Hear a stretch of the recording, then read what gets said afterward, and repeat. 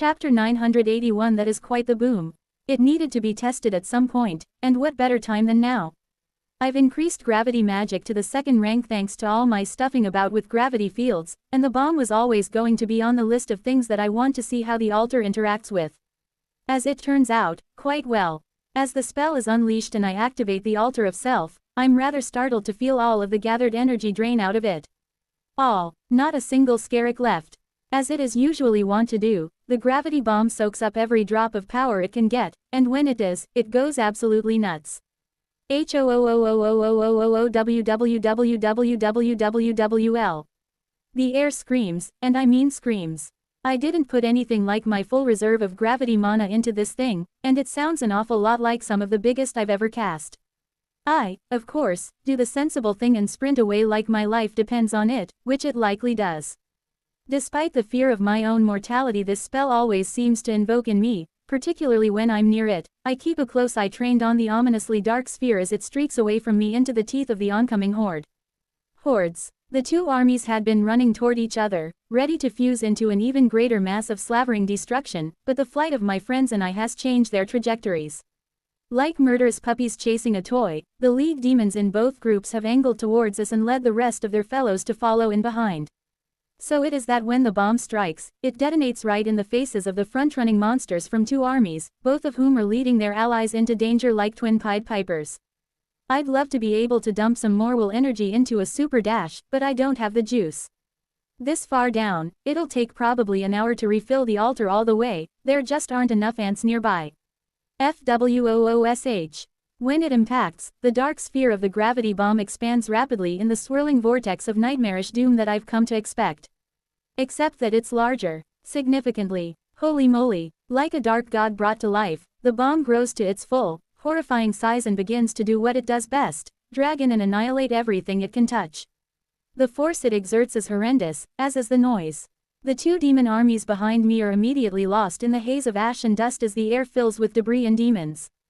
Monsters are being yanked off the ground and hauled into oblivion. I can see their shadowy forms spinning through the air before they vanish beyond the event horizon. Only Gandalf could possibly know how many demon larvae are getting swallowed by that thing.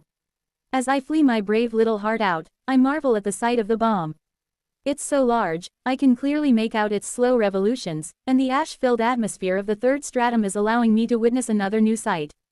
I can clearly see the path the air is traveling as it spirals down into the heart of the void, a vast, sweeping descent that spins around and around, curling more and more tightly to the bomb as it descends. Keep running, Tiny. Don't look back for a second. I make sure to put that little extra emphasis that a genuine order gets as I yell at him. This is not a time I want him to indulge his curiosity. The drag of the bomb, even as far from the epicenter as I am, is absurd. I grip the ground with my ant claws with every step, cursing my immense mass. Damn it, Anthony, why did you go and have to make yourself so damn chonky? You'll have to be twice as far from every bomb from now on. No, 3 times as far. My heart can't take this stress. It's passing, though, with every step, the grip of the gravitational pull lessens, and several dozen meters in front of me, my friends must be well in the clear. I always feel a moment of panic when Nvidia is too close to these things. He's so small, and not a particularly strong flyer, it wouldn't take much for him to be dragged away and lost. Just to be safe, we keep on running. Better to put all the distance we can between us and the demons for when all of this blows over. When the dust settles, I don't want them to have even a sniff of us. Behind us, the high-pitched shriek of the wind has been joined by a dull roar as the bomb drags in everything it can touch and crushes it. The horizon behind us is looking dark indeed as even the light seems to be struggling back there. Such a horrendous power I've unleashed. What would happen if I put all of my gravitational mana into it as well? I shudder to imagine. I mean, I'll have to try it at some point, but I shudder just the same. Whatever the altar has done to the spell, it seems to have given it more staying power to boot. We're kilometers away when it finally flickers and fades, the ensuing quiet all the more jarring after the din and terror unleashed by my spell.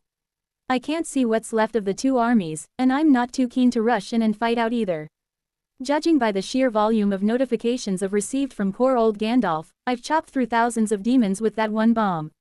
I almost feel I should apologize to my pets. After all the effort they've put in, I've managed to get just as much experience as they have. We find a large mound of stone jutting up from the plain and use earth magic to burrow into the side, sealing it off behind us as we settle in for a bit of rest. Right then, that was a bit of a surprise. I wasn't expecting a second army to just appear out of nowhere.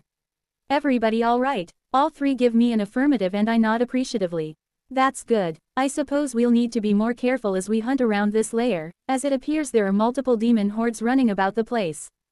We can tackle one of them quite safely, but if we get pincered by two again, it may not turn out as well as it did this time. That spell was very impressive, Master. Won't you be able to do it again? Chrysalis sounds quite proud of me as she asks if I can replicate the feat, which leads me to brag a bit. Well, it was rather potent, wasn't it? Possibly the biggest I've ever cast. To answer your question though, nope, not for a while. And firing off a spell like that leaves me a bit vulnerable afterwards, considering the total loss of energy. As cool and amazing as it is, I'd honestly rather not have to do it again. An eye-catching event like that might draw attention we'd rather not have. As you say, Master. Chapter 982 Odin's Realization. Marvel, wonder, architectural triumph, one of the great achievements of the age. The Twin Cities have been described in such glowing terms for over a millennium and truly they are deserving of their reputation. Situated on the same mountain, Mount Atraim, they can be seen many kilometers away, glittering like matched jewels in the distance. Dressed in peerless soul silver, the lower city gleams like the finest polished swords. Home to several million citizens, the Silver City is the beating heart of a great and enduring empire. Its 6 walls and 12 towers are so heavily enchanted with wards and protections it can be painful to look at them with the naked eye. As impregnable as it is beautiful, visitors have so many sights to take in, one simply cannot hope to catch them all. Yet it is above that the true vision lies. Carved from pure hard gold, the golden city glows radiant from the upper reaches of the mountain, a glimpse of a luminescent heaven. Palace after palace, castle after castle, each one a peerless work of art such that the finest carvers and builders weep to look upon them. The Scholar's Tower, rising like a spear into the sky, a house of learning and knowledge unequaled in all the realms. For those lucky few who are able to catch a glimpse, the Imperial Compound, home to the Child Emperor himself, is a sight so rare, and so marvelous, as to be without equal in all Pangara. The Twin Cities of silver and gold, seat of the Emperor and capital of the Atraim Empire. Truly a wonder of the modern age, may they stand forever. Excerpt from Travelogue of the Fourth Stratum, Sights to See, by Wandering Wallace. Human life had been hard on Odin Malum, and he had learned to be hard in return. Carving a bloody place in the world had been his purpose and he had relished the challenge. His rebirth had similarly been difficult. Yet this world had been much like the last, only the veneer of civilization was different. Kill or be killed, fight to live, surrender and die. These were rules that Odin understood, and so, for the second time, he had thrived in difficult circumstances. Deep down, he had thought that perhaps here, he might truly be free. Rather than kill for others, or to make himself useful, or defend that which wasn't his, in this world, he could kill and gain strength for himself only. That had been a short-lived dream. The vision of Arcanidum the demon god had robbed him of that illusion. Being in that presence, he couldn't bring himself to believe that he had any alternative but to obey. It was normal, in a dog-eat-dog world, for someone to be the alpha. Odin had bowed his head to power before, he would do it again. And so he had fallen into the power of a being so much older than he, and had been lost for a time. The lure of Arcanidum was so seductive, so powerful. His demon body craved indulgence, it needed to kill, to revel in death and destruction. The demon god whispered to him constantly, urging him to let go of control, to succumb to his influence and enact his vision. Odin couldn't recall the past week, not totally. There had been blood and death, ash and fire, of that he was sure. The great demons had been with him at times, at others, they had not, but even so, he hadn't questioned their mission. Until now, what the hell was that? Some sort of black hole. He'd very nearly died his second death. He could recall running along with the horde, but he had no idea what they'd been chasing. Then it had appeared, booming into existence in front of him, a terrifying visage of the end times. For one brief, horror-stricken moment, he thought the world had simply ended. The howl of the wind, the groan of the earth, all things being drawn into the void, never to be seen again. It had been enough to shock his mind out of the rut it had been stuck in. Without the lightning-fast reflexes he'd trained as a hitman, or the incredible capabilities of his new demon form, he would be dead, without a doubt. Lashing out with his blades, he latched into his own allies, using their flesh to lever himself away from the singularity. It almost hadn't been enough. Before he could escape its pull, he'd been caught. In that terrible moment, he'd lifted into the air, losing his last grasp to the ground and began to fall toward the heart of the beast. Thankfully, it had flickered and vanished before he'd come into contact with it. Returned to his senses, the former hitman had stood on the plains, surrounded by the shell-shocked remains of the demon horde, bewildered. He had no idea where he was, or what he was doing, but several things were clear. Whatever hold Arcanidum had on him was temporarily broken. The whispers of the demon god were still there, in the back of his mind, but for the time being, Odin was firmly in control. Secondly, his minders, the mighty Tier 8 demons, were not here. He had slipped the leash. Instantly, he made a snap decision and raced away, his lithe and powerful form making great distance in short order. He had to put distance between himself and the horde, lest he be found. He needed to free himself. He would be nobody's dog, not this time. Smoke and ash filled his lungs as he ran, like sweet summer air to a demon. One thought pounded in his head to the same rhythm as his feet on the stone. He thought the ancient was invincible, that nothing could possibly stand up to a creature like that. But something made that black hole. Whatever it is, I have to find it. Any monster capable of such an incredible feat would be worth knowing, even if only so he could avoid it. Until he was stronger, of course. After all, if one monster could get that strong, then why not him? Chapter 983, A Tour of Ash and Fire. Hello, dear readers. Once again, it is I, your friend Traveling Tolly, writing to you of my adventures in the lands of the colony. And such a grand adventure it has been. From the charming city of Renewal, to the wonders of Antholm and the incredible things these industrious monsters have created, I must say I have been positively delighted with my experience. Also, it cannot be overstated, that the tea and biscuit service has been as fine as one would find in the Golden City itself. That is not something I say lightly, dear reader. But it is true, so many people neglect the importance of the little things when going on tour. Yes, obviously, seeing wondrous marvels that cannot be seen anywhere else is important, but getting a decent cup of tea and a bicky for dipping is what elevates an experience to the truly unforgettable. That is my position and I shall not be dissuaded from it. I must say that my guide, the wonderful Amelia, had been beyond patient.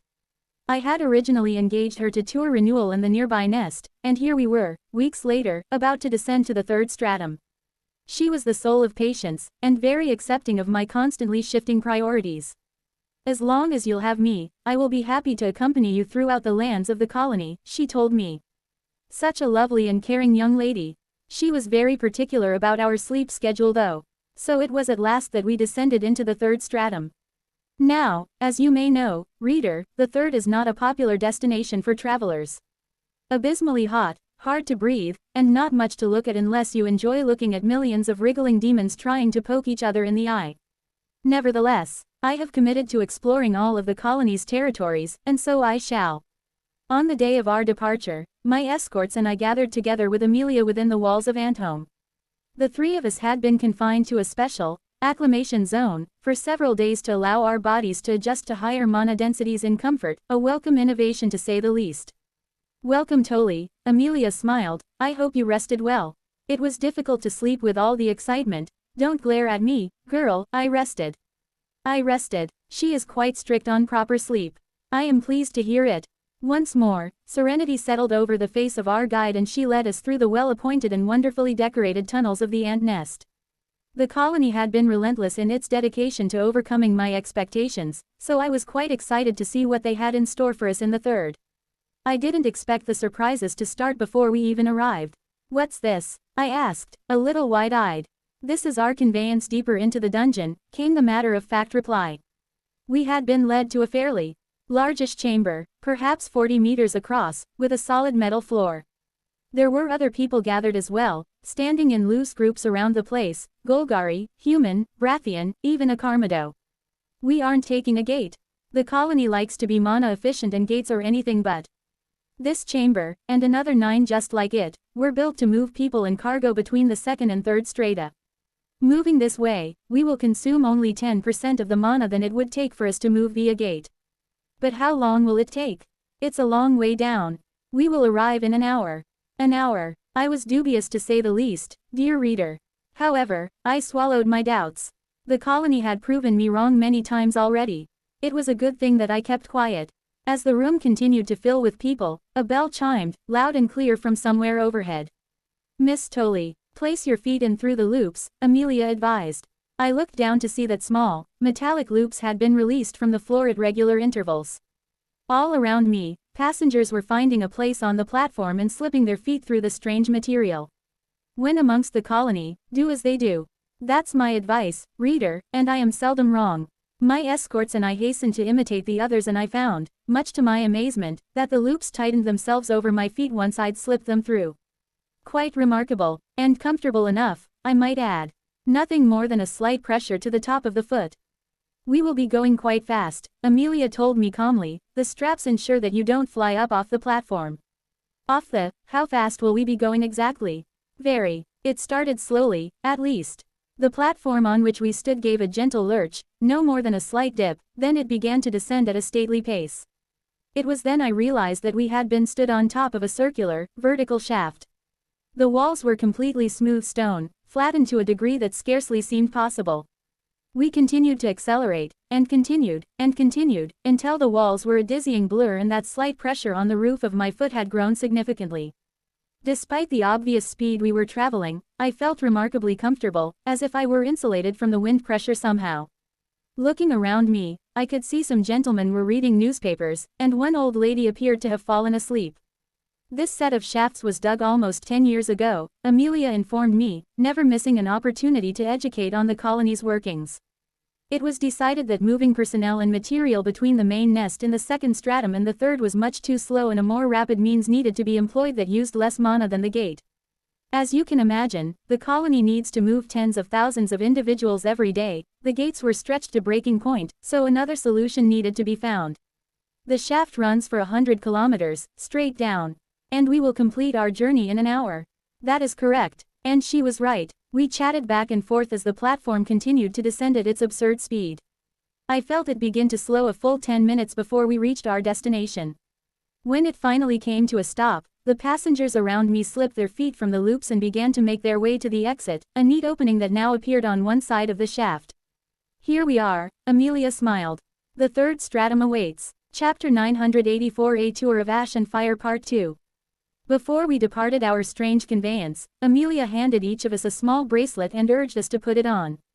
My escorts eyed the metal rather suspiciously. It was clearly enchanted. I could see the core set in the ornament with my own eyes. I couldn't help but look upon their reluctance with a slight amount of exasperation, dear readers.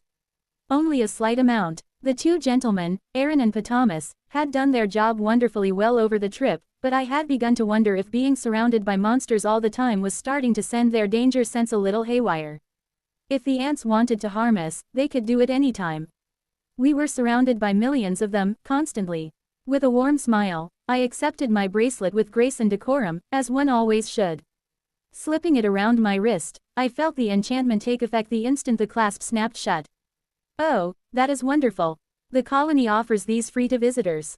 I collected them from the rack on the wall just through the door. "Well, isn't that wondrous? Stop being rude, you two, put them on immediately." Aaron and Patamas eyed the slip of metal one more time before they shrugged and both placed them around their wrists. The third stratum isn't known to be comfortable for visitors, so the colony created a number of these to help take the edge off. It won't keep you cool completely, but it will significantly impact the heat, as well as help purify the air you breathe. Now, it's no secret that I like my creature comforts, reader, don't we all? I've worn several items with similar enchantments before. They are positively necessary to survival in some parts of the dungeon, so I have seen such as these many times before. What I haven't seen is such expensive materials given away for free. It's complex enchanting and smithing to make things like this. I paid more than a pretty penny for my items. Of course, they aren't being given to you. Amelia seemed to notice my complicated feelings. They are simply a loan. You can return them when you leave the third at a collection station on the way back up or down. How lovely. Exiting the docking station, we found ourselves looking down across the incredible vista that is the third stratum when viewed from on high. I'd seen it all before, but I made sure to make appropriate noises of awe and appreciation. Never be a rude guest, readers, stand by this rule above all others. Amelia led us down a walkway from which we were guided to another platform. this one formed of pure energy, which we used to descend further. Below, you can see the demon city of Roklu, the very first conquered by the colony when they came to this stratum. You can see over there, she gestured with one hand, the statue built to commemorate the victory of the eldest over the demon lord who ruled here. Well, of course I could see it. It must have been a kilometer tall. A gigantic, majestic ant was carved on the pillar itself, posed above the city, looking down on all below with a superior gleam in its eye.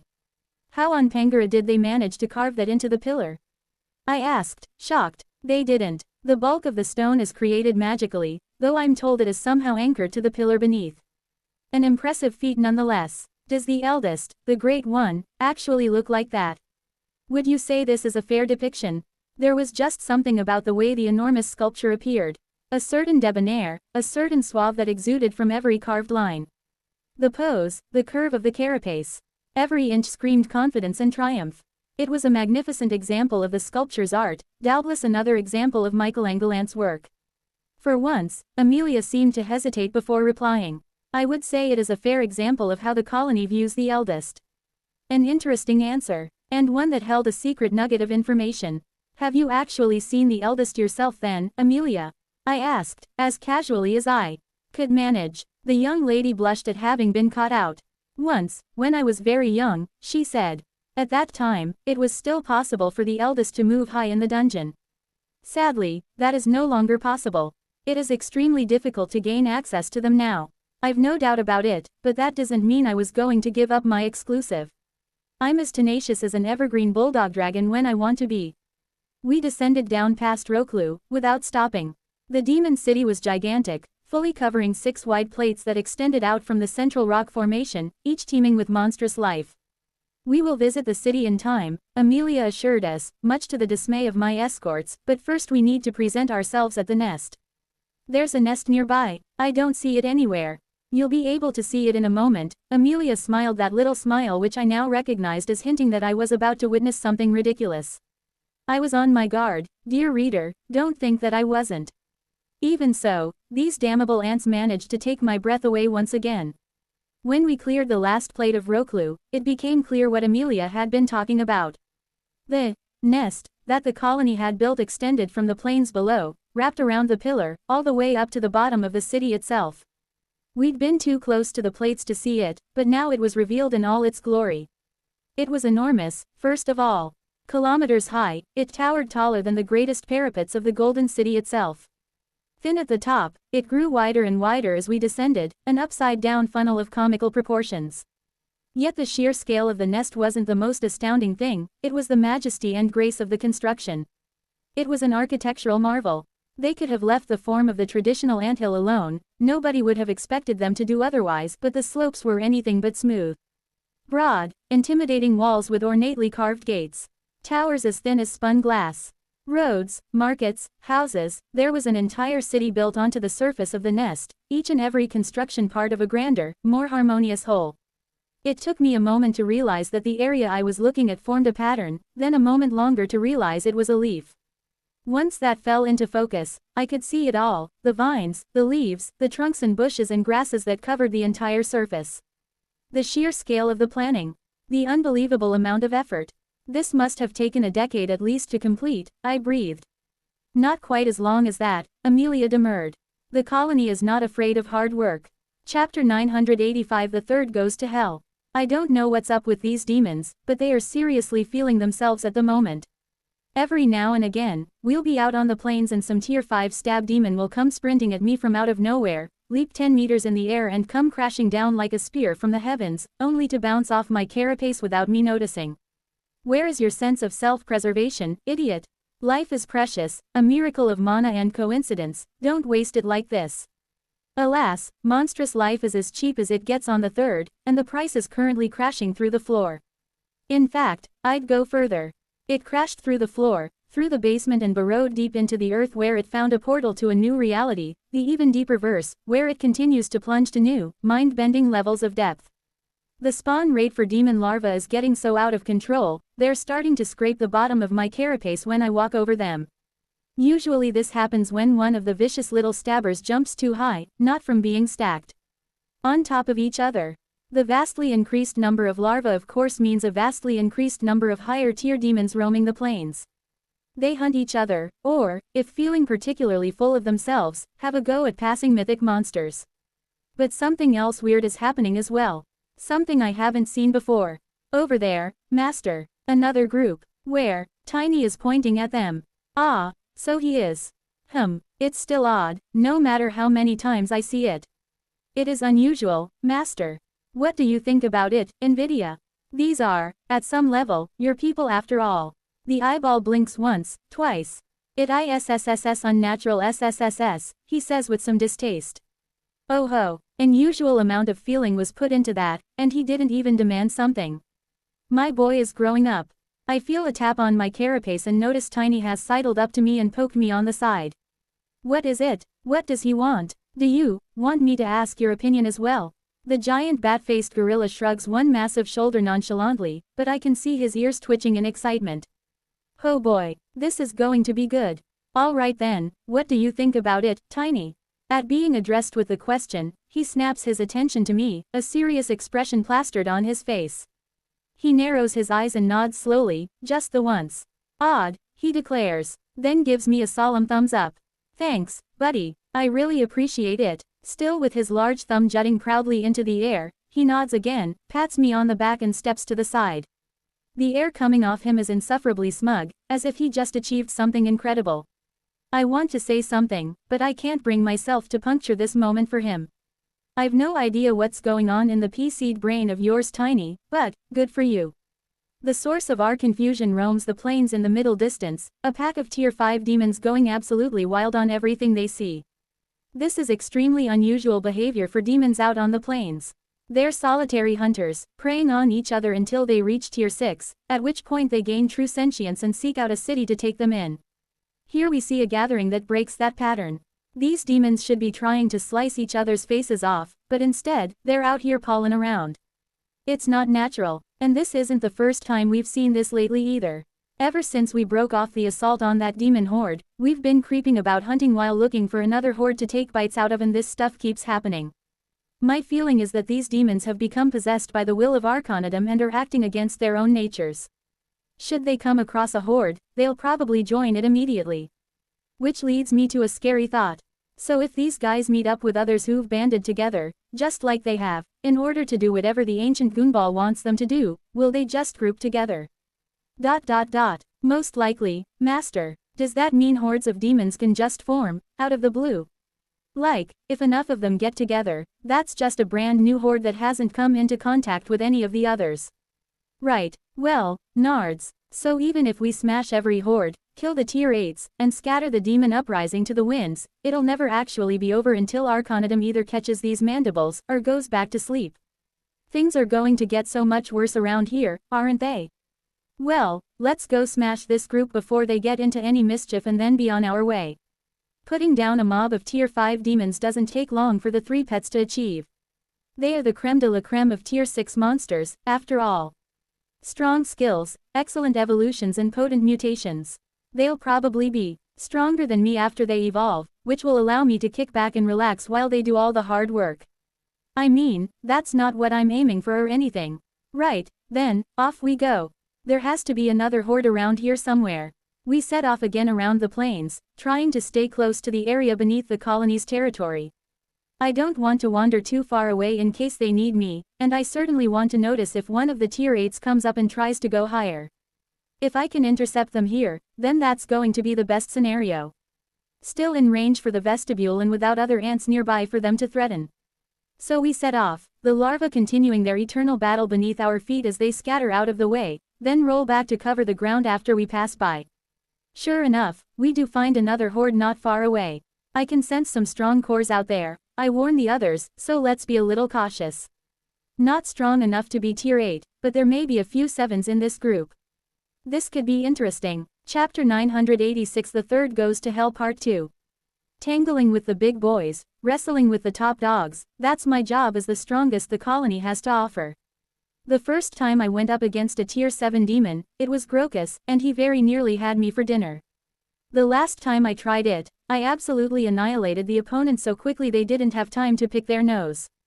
In fact, it was so fast I'm not even sure they had a nose.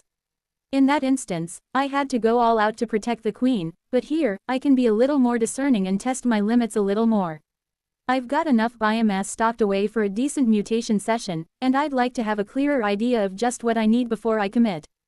This can be my chance for data collection. The horde we find is several thousand demons strong, and rather worryingly seems to be heading towards the pillar behind us, which leads directly into the territory of the colony.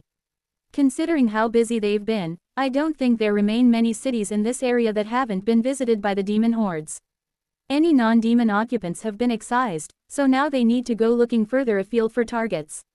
The time when the colony is going to clash head-on against the demon uprising is fast approaching, but if we play our cards right, we can delay it just a little bit longer.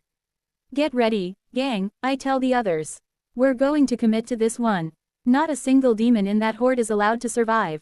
I want you guys to peel away the weaker demons so I can have a crack at the tougher monsters in the center. The three of them nod in affirmation, pumped up and ready to fight, but someone else pops up to spoil the positive atmosphere. Are you sure this is a good idea, eldest? Protectant pops into existence not far away, looking somewhat tired and bedraggled. Of course it's a good idea. We can deal with this threat here and now, and my comrades need precious levels to push them closer to evolution. There's so much winning involved, it almost beggars belief. What's your problem? The leader of Operation Silent Shield rubs at the carapace between her eyes with a foreleg, as if relieving a tension headache. There are multiple highly evolved demons in there, and thousands of enemies in total. Of course it's dangerous. It's also completely unnecessary. You know just as well as I do that if this demon army climbs that pillar, there is an entire fortress filled with ants waiting to greet them on the other side. They'll be annihilated. So why risk yourself? I mean, she raises good points, but there are other things to consider. For example, have all of you reached tier 6 yet? Protectant flinches slightly, giving the entire game away. Still, this is getting absolutely ridiculous. I'm going to be getting up close and personal with tier 8 demons soon. 8. What do you think is going to happen to one of you if you're 3 evolutions behind? You'll be evaporated, that's what. This isn't what we were discussing, she protests lamely. Nonsense. We are out here strengthening ourselves for the trials to come, and that includes you 20 slackers. Get your mandibles ready, because you are charging into that horde along with the rest of us, and you're going to like it, damn it. Get all the experience, biomass and cores you can, I'm going to be too busy to babysit you. Ready, not Ray. Good, go, and we're off. Racing across the plains, my legs are a blur and the air pressure blows my antennae back against my carapace. Tiny whoops with joy as he rumbles forward like an avalanche, a grim-eyed Nvidia latched onto his shoulder. I can sense the 20 babysitters falling in behind us as we charge, forced to go along with the plan despite themselves. Gway hey hey hey, masterful persuasion tactics, even if I do say so myself. Up ahead, the demon horde is just as excited to see us as we are to see them. The league demons go absolutely berserk, red-eyed and frothing as they hurl themselves towards us. Once the front of the group gets moving, the rest soon follow, the mass of monstrous flesh soon stampeding in our direction, with those powerful demonic auras washing out from the center. Bring it. The bulk of the horde are weak, mere tier 4 and 5 demons gathered from the plains, and I slam through them like they aren't even there. With every chomp of my mandibles or thrash of my head, I send the weaker monsters tumbling out of my way. Of course, even as strong as I am, it isn't enough to let me run straight through 1,000 demons, not without drawing on the altar, at least. If I need to use it, then I will, but for now, I'll hold back. Get off me, I've got stuff to do. The moment my momentum stops, the demons pile onto me as quickly as they can, hacking and slashing, biting and punching. Thankfully, my carapace is more than up to the task of deflecting physical damage like this. Acting as the strongest possible armor, the weaker attacks simply bounce off me. As nice as that is, I still have vulnerable points, namely my eyes and the joints between my armor segments, so I maneuver quickly in the confined space left to me. Guided by my brief glimpses into the future and acting with unnatural speed thanks to my enhanced reflexes, I can shift and deflect every strike that aims at my more vulnerable points. Seriously, though, what's the most efficient way to get rid of these small fry? I can chomp them to death in an instant, but I don't want to drain my stamina. Acid? Probably not. I could use magic, I suppose, but the number of spells required. Ah, forget it, let's try this. I draw deeply on my gravity mana, compress and form it into the spell I want before unleashing it along with a burst of energy from the altar. Taste my gravity domain. The purple sphere of energy expands outwards with me at the center, larger and darker than I've ever seen it. The moment it reaches full size, the air within the dome changes. All at once, hundreds of demons slam to the ground, no longer able to keep themselves upright as the tremendous force crushes them down into the ground. All of a sudden, I find myself standing alone, surrounded by a carpet of monsters straining to rise from the floor. Empowered by my gravity mana specialization and the energy of the altar, the gravity domain has become so much stronger. Gway hey hey hey, that's right, get on the ground. You small fry don't get to stand in the presence of a king. Chapter 987 The Third Goes to Hell Part 3. Looking at all the demons slumped on the ground around me, it's a good feeling. A dangerous feeling. The Dark One is stirring, I can feel his hunger. Yes, kneel before me, you worms. Gway hey hey hey hey, hack, no, I must resist. I cannot allow the light to fall into the shadows. Not today, Dark Anthony. Your time will come, but it shall not be now. I manage to push the glee I feel at seeing these weaker demons forced into the stone by my gravity domain to one side. There are tier 7 monsters lurking about and I can't be taking them lightly. No matter how powerful I think I am, I need to remember that they're the same level of evolution as me. Behind me, my comrades are going absolutely berserk.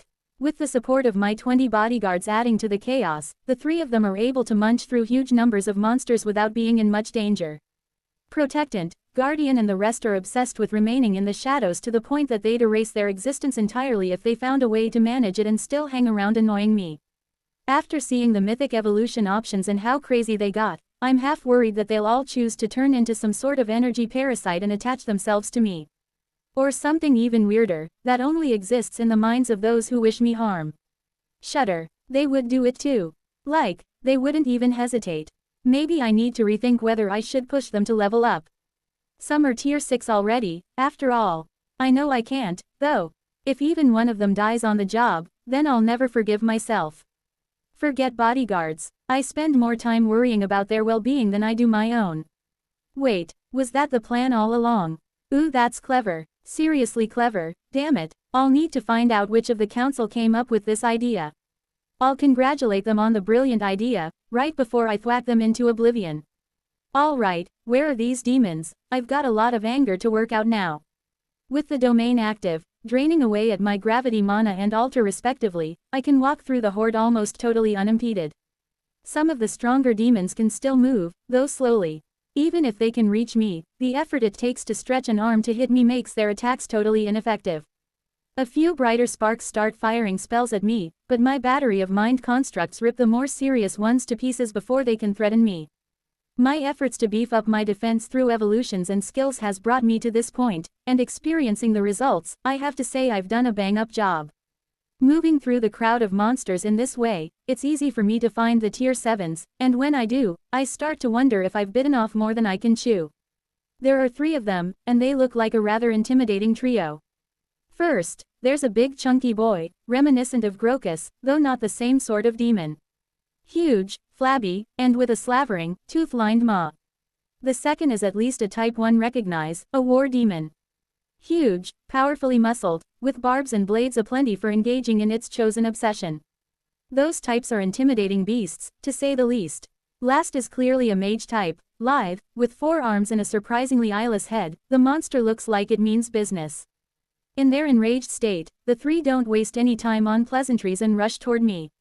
Immediately, I can feel the difference between these and the other demons. The fatty and war demon burst into my domain and barely slow down as they reach out to crush my insect legs. Naive, you think I can't sense these moves coming? My attackers grasp nothing but air as I react with preternatural speed. I slide to one side and lash out with my mandibles, employing my most devastating bite attack. Void Chomp. The 2 monsters are sucked into the center of the strike zone before suffering the devastating power of the manifested mandibles. These 2 aren't as weak as the other trash around here. Big and tough, they can take a hit or 2. Zap. Taking advantage of me being stationary during the Void Chomp, a blast of magic flies through the air and bites into my carapace. Ouch. That sizzles a bit. Was that a form of laser magic? Some sort of concentrated light. Thankfully, my carapace is thick and tough, so whatever they did wasn't able to puncture through it. I knew they'd hit me, but I was surprised they were able to throw out a spell potent enough that I couldn't tear it apart. That mage type might be the strongest of the three. Ruar. The war demon bellows in my face and I immediately have to reassess that opinion as the giant creature takes massive swipes, looking to take my head off. Geez. Even though I evolved, these guys are still an impressive size. I mean, it doesn't help that I'm so much longer than I am tall, meaning the war demon towers over me, despite being a similar mass. I guess I'll just have to bite your kneecaps off. Void Chomp. Another devastating bite, unleashed just after I narrowly dodge a dangerous strike. Crunch. The war demon definitely feels it, but this attack alone isn't enough to take powerful demons like these out of the picture. Zap. Arg. Again. I was more ready for it that time. The beam moves so quickly, I have hardly any time to take it apart before it lances into me. Going to have to shift to another strategy. Kicking my sub-brains into overdrive, I spin together an omni-elemental construct and start to pump out concentrated ice mana. It's not at its best in this boiling hot environment, but if I condense it enough, it'll do the job. I know for a fact that demons hate the stuff. The larger demon continually bellows in rage as it barrels towards me, gnashing at the air with its prohibitively sized jaws. I'm convinced the creature is just too damn slow to be a serious threat at this point, but of course it surprises me the exact second I start to dismiss it as a threat. My antennae tingle with warning and I throw myself to the side in a graceless roll, flailing along the ground as something blasts past me. What the heck was that? I right myself in a hurry, only to find the war demon positioned in front of me, ready to strike. No you don't. Dash. In fact, charge. Rather than move to the side, I rush full forward, slamming my carapace into the demon's legs and avoiding the worst of the strike. In the corner of my eye I can see what the fatty had shot at me with such blinding speed. It was a tongue. He'd shot it out like a frog and was now in the process of winding it back in. Disgusting. Even worse, I can see he's got more of the things in that maw. Who the heck needs more than one tongue? Mana at the ready, I unleash a blizzard of ice spears at the mage and fatty as I untangle myself from the closest opponent. I didn't quite manage to knock the war demon down, but it was close. These guys are a little tougher than I expected. I suppose I'll have to get serious as well. Chapter 988 The Third Goes to Hell Part 4. When a monster reaches Tier 7, and perhaps this is especially true for demons, they tend to get some fancy tricks up their sleeves. Grokus had that whole biomass storage thing, which was a heck of a thing, if I'm being honest. War demons are in possession of a frightening frenzy aura, and grow even more powerful as they take damage, turning them into fearsome destruction engines when they're on the verge of death. If I were to take a guess, I think the fatty has something related to those tongues or his mouth, perhaps a paralytic effect, or some special effect when he bites something. I'd best be careful and make sure I don't get hit. The mage is a little trickier, but I wonder if she's accelerating her magic in some way. The speed her projectiles come out is way too quick, so fast I can't even dodge, and I know they're coming before she even shoots them. With the gravity domain running, I have a constant drain on both alter energy and gravity mana, but I decide to keep it going. The domain is preventing the weaker monsters from piling into the fight, and it's slowing down the big hitters, even if they can mostly ignore its effects. Importantly, the drain on the altar is barely more than the replenishment rate, so in practice, I'm still mostly full on energy. It's not like I'd be able to replenish enough during the fight to make a significant difference anyway. The longer this drags out, the more disadvantageous to me. I need to end it with what I have available to me now. The first to go has to be the war demon, a decisive strike that finishes him in one go. Chipping away at their health is completely the wrong way to go about it. I've already delivered a few void chomps to this particular foe and he is loving life, raging more than ever before, limbs bursting with power. As the fatty creeps closer, looking to fire off another tongue, and the mage continues to lance me with lasers, the war demon stomps forward, eyes blazing with rage, slashing wildly. This is getting intense. So much is happening at once. My antennae buzz constantly and my muscles fire without me having to think about it. Strikes come and I slide left, or jerk to the right. Sparks fly as blades clash against my carapace, skidding off the diamond surface. My brains burn in my head as they work at full capacity, every mind construct pushed to the limit as a torrent of condensed ice spears fly out, several every second. Holy moly, I fling myself over the ground once again, desperately avoiding another rocket-like tongue fired from the fatty. That's seriously annoying. Keep your dang mouth shut for a minute, you Uweo. A second tongue blasts from that disgusting maw just as I get my legs back under me. Forewarned by my antennae, I desperately cobble together a wall of ice in front of me as I try to push my body to the right. Yikes and wowzers. I knew he had more than one tucked in there, but I wasn't sure he could fire both so quickly one after the other. I seriously don't want to get hit by that attack. Might have to change my plans. I think Fatty has punched his ticket to the top of the list. As everything spins so quickly around me, it's hard not to acknowledge just how much I'm enjoying the battle. I'd miss this. The intensity, being pushed to the limit and beyond. My monster body is capable of so much, dozens of thoughts at once, impossible reaction speeds, the sheer size and power packed into my massive ant frame.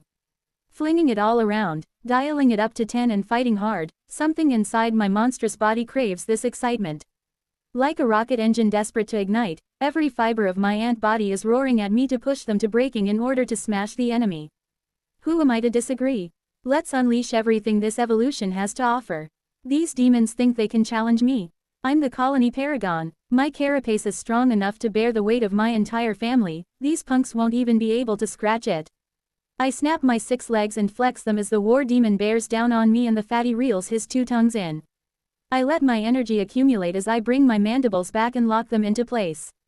All the while, my endless barrage of ice magic continues, most of them shattering noisily against the mage's shield. It's enough to keep her distracted, which is all I need for now. Have a taste of the will of the colony. Dash. Void Chomp. Both skills soak in the power of the altar as I activate them. The world blurs, stretching out before me as I teleport forward, moving at such ridiculous speeds that the air feels like a wall. The fatty jerks back when I appear in front of him before lunging, mouth agape and ready to bite. Too late, moron. Activated during my dash, the Void Chomp is already manifested. Dark mandibles of pure energy, larger and more dense than normal, manifest alongside my own jaws, slamming shut on the void which sucks the demon into the perfect bite range. Crunch. For good measure, I shift the target of my magic forward, pounding the helpless demon trapped in my jaws with a veritable machine gun of ice. Not enough. I've got more. With the constant flow of gravity, my carapace is singing, enhanced by the energy that pours out of me. My whole body resonates to the strange thrum of gravitic energy. It's strangely intoxicating. Void Chomp. Unempowered this time, my jaws slam shut once more. You have defeated. One down. The war demon slams into my side, tons of brutal monster moving at high speed. The kinetic energy would be enough to crumple a truck into a pancake, then throw that pancake into a hydraulic press until it was an atom thick, but I endure. The carapace and inner plating absorb the force, transferring it through my legs and into the ground. I buckle, but I don't break. The demon bellows its war cry, shockingly loud, and I snap my mandibles angrily back, the sharp snap sounding like a thunderbolt. Idiot demon, I have the power of gravity at my command and you want to knock me down. There's no chance. I stop the ice barrage and put all my minds to work on a new spell, drawing deep on my gravity mana as I spin together my latest technique, the gravity well. Let's see how you like this. Driven into a mindless rage by the will of Arcanidum, the hapless demon can't do anything but attack without thought, rushing forward again and again. It's all too predictable and I'm able to position him between myself and the mage, limiting her opportunity to strike until I'm ready. When the spell is complete, I unleash it immediately, triggering the altar again. To my surprise, the altar practically empties, dumping a huge amount of energy into the spell. Placed beneath the war demon's feet, the well is shaped to apply its field only to the demon, and he feels the effect immediately, but not for long. Filled with all the gravity mana I could spare and empowered by the altar, the well roars into life with dramatic effect. It reaches out, seizes hold of the war demon, and crushes it. Yikes. That wasn't pretty. Oof. I have to admit, that's taken my appetite for the fight and put a bit of a downer on it. Even the mage demon seems a little off-put by witnessing such a scene, despite the compulsion burning in her mind. Look, I didn't know it was going to be like that, alright. I haven't tried it before. I mean, I hope there's some biomass left. Probably not. You have defeated. Yeah, obviously. Well, one to go, I suppose. Chapter 989 The Third Goes to Hell Part 5. I turn to the last demon, the mage, and immediately resume my icicle barrage in order to give myself a little time and space. Holy moly, I'm tired. That took a fair bit out of me, but so long as the colony is close enough, I will never truly tire. Sure enough, as will continues to flow through the vestibule, my brains are soothed, my muscles restored and my stamina replenished. This is the power of family. Guiahe. With my siblings helping me, I need never fear a tier 7 demon ever again. Having said that, the altar is looking a little forlorn. The attacks I've used so far have taken a huge chunk out of it, and with the gravity domain active, it won't gain any power either. I'll have to finish this last tier 7 without it. I mean, I could turn off the domain spell, but then I'd be swarmed by the masses of weaker monsters. No thanks. I'd just get bogged down and lasered in the face a bunch of times. I'm not in the mood for a ranged battle against a specialist spell demon. Fighting Nvidia once was enough for me to swear off that for the foreseeable future. My ice spears rocket through the air, shattering noisily against the demon's shield and filling the air with a frozen mist that quickly burns away. Eyes burning with mindless rage, the mage hisses in agitation, returning fire with more lasers that sear across my carapace. That spell is so damn fast. Unfortunately for my opponent, it may be able to hit me, but it doesn't pack enough punch to inflict lasting damage to my carapace. With gravity mana constantly flowing, my body is humming at max capacity and the inner plating is doing its job repairing my exoskeleton before any weaknesses can really appear. What I don't want to do is wait around and find out a more powerful version of this spell exists that melts through me, so I need to keep moving and distract the enemy. As I start to circle around, I decide to change my magic-based attack mode. Mind mana, a constant requirement to maintain my constructs, begins to flow brightly as the mana in my core is converted. Experts at handling this particular flavor of mana, the sub-brains and the constructs they work with leap on the energy and begin pumping out mental attacks. I've not grown to specialize in these methods, but that doesn't mean they aren't useful. Against Garalash, the mental attack was extremely effective, and defending against this method is also important. Woven with incredible speed, hundreds of strands of mind magic zip through the air, rushing toward the demon. My sudden shift in tactics causes a moment of hesitation, which nearly proves disastrous, before her mind reaches out and begins to shred my mana before it can touch her. Ooh, that was close. Still, that might keep her more busy and prevent her from firing that. Zap. Yeouch. Apparently not. Ah well, at least if my opponent tries to go harder on the offensive, I'll immediately gain ground in the mind war, which is one that she really can't afford to lose.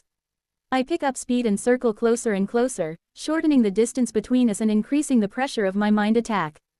The demon is far from helpless and fires back repeatedly with burning lasers that sear into me and at one point threaten to slice off a leg. Thankfully, I manage to get myself out of the way before the laser can cut through. The legs are still my weakest point. I really need to chunk them up at some point, especially the joints. Now that my carapace is truly difficult to penetrate, the go-to tactic of aiming for the joints and legs is going to come back, I can already tell. Except, it isn't enough to prevent me from descending on this hapless mage. The pressure of my mental attack continues to build until a few different bits and pieces begin to slip through. Random thoughts, false sensory impressions, sounds and sights that bewilder and confuse. Once it begins, there's nothing the demon can do, and I arrive within chomp range quickly. Naturally, at that distance, this type of demon is no match for the barrage of physical attacks that rain down. Holy moly, I jump back after delivering the final chomp as an explosion of guts and brain matter projects out from the mage. Yuck, I always forget that these slimmer demons, and truthfully, even some of the larger ones, are packing a heap of their organs into little pocket dimensions. Master, are you alright? Chrysalis calls me. I'm fine, just cleaning up the mess, I suppose. I look around at the field of battle and sigh. I've defeated my 3 opponents, with surprising ease, I might add, but there are still thousands of weaker demons about. Just so I don't have to bother with them, I let the gravity domain continue as I stomp around, kicking the demons off of my precious biomass and dragging it all together in one pile. One of the demons is flattened into, I'm not sure what word I would use to describe it, but at least the other 2 left something behind that I can feast on. This is a rare treat. Tier 7 monsters don't grow on trees. I begin to stuff my face, racking up the points as the weaker demons stumble and crawl on the ground around me. Further away, the battle rages as Tiny, Chrysalis, Nvidia and the bodyguards do their best to fight through the entire horde. From where I sit, it looks like it's all working out splendidly. They should be finished right about the time I'm done eating. Chapter 990 The Deepest Lore. Let it be written here and in no other volume. In these pages, find the collected wisdom of the cults on the subjects of our reverence. This page deals with the domains of the ancients and what little is known. Though none have seen these hallowed places with their own eyes, shards of information have been gathered in other ways, through interrogation of monsters who may have some connection to the Great Ones, through examination of ancient documents or forensic inspection of records provided by our founders. Despite the best efforts of our collective cults, by far the best source is the interpretation of dreams. Through the centuries, high-ranking members across Pangara have experienced strangely detailed dreams of the ancients and their domains.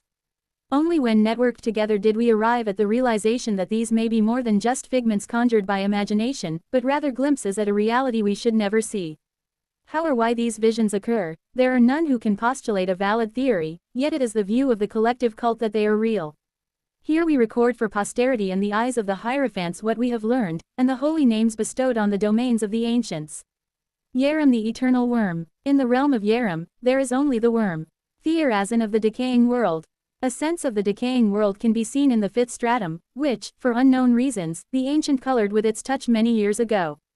That blighted place is inimical to life, yet the realm of Theorazin is beyond even that, a nightmare realm where the air itself drips with deadly toxins. Without proper protection, living creatures are melted to nothing in seconds, decaying into bones that last less than a minute before rotting away. Cicernix the Dark Spear, Evershade, a realm of almost total and perpetual darkness, is where Cicernix holds domain. Teeming with sightless monsters of terrible power that swim through the shadows like fish in the sea. In the deepest and darkest pools, Cicernix makes her resting place, a coral fortress that none dare enter. Moribolg of the fetid earth. The living bog is the realm in which Moribolg makes its home. Saturated in water and earth mana, the bog is bursting with life and death.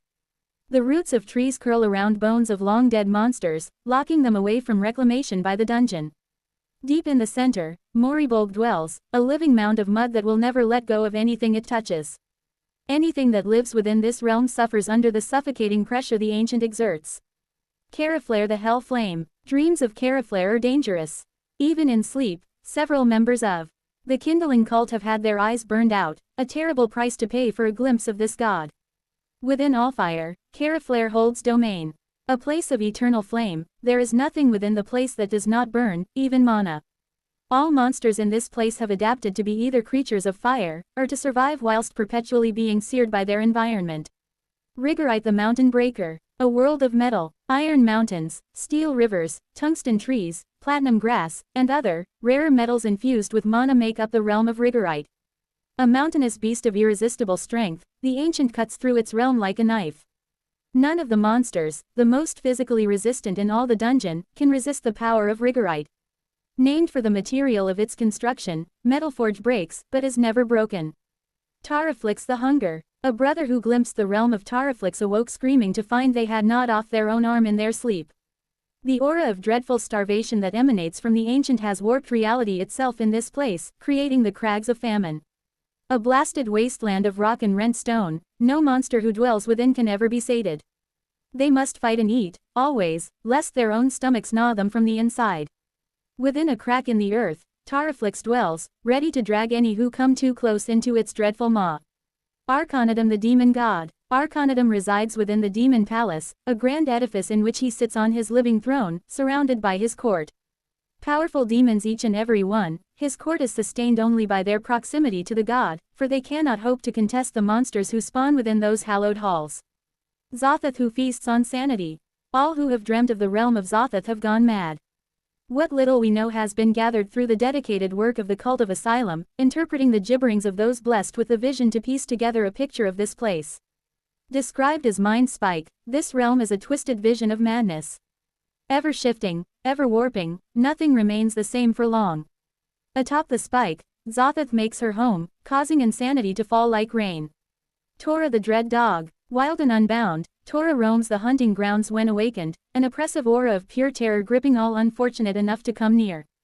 Dreamers who glimpse the ancient are known to live in terror for the rest of their lives, screaming and flailing their limbs at the smallest bark.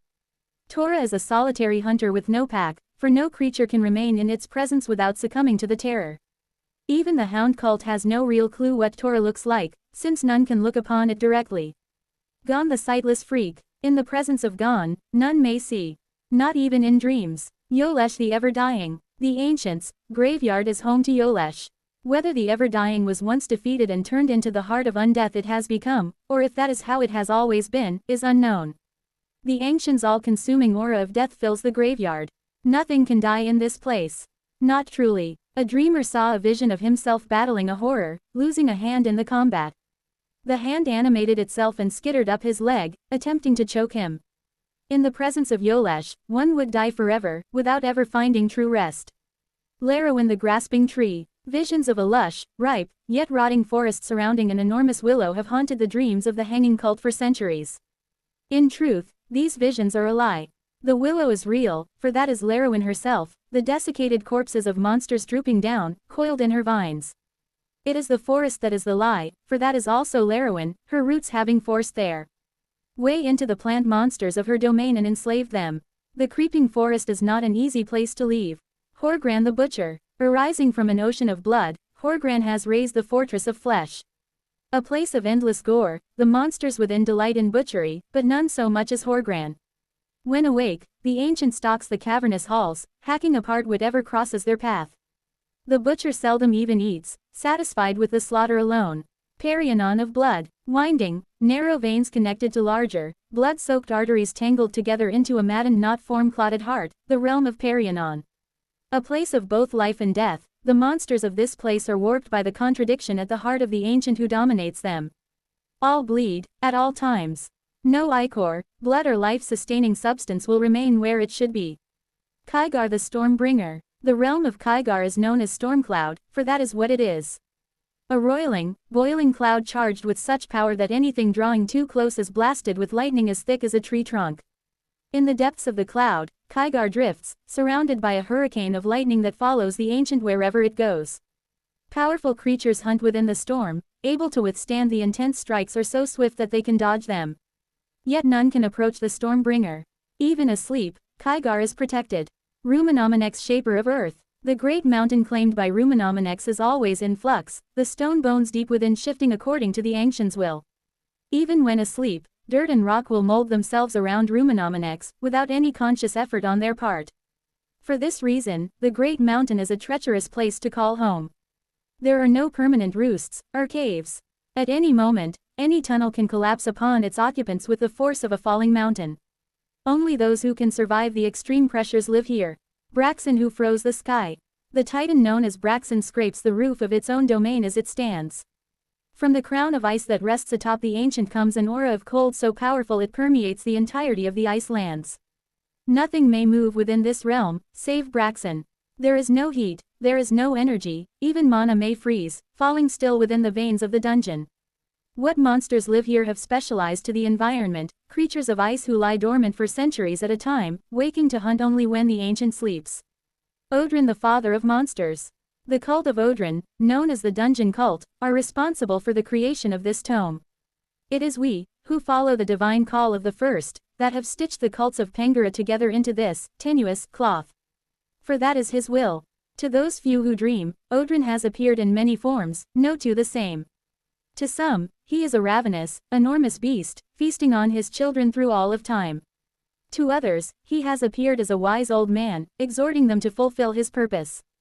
The father of monsters dwells within the beast heart, from which uncounted monsters spring in a never-ending tide, pouring into the higher levels of the dungeon to fight and kill in Odrin's name. They enact his will, as will we. Always. Excerpt from Tome of the Hierophants, by Unknown.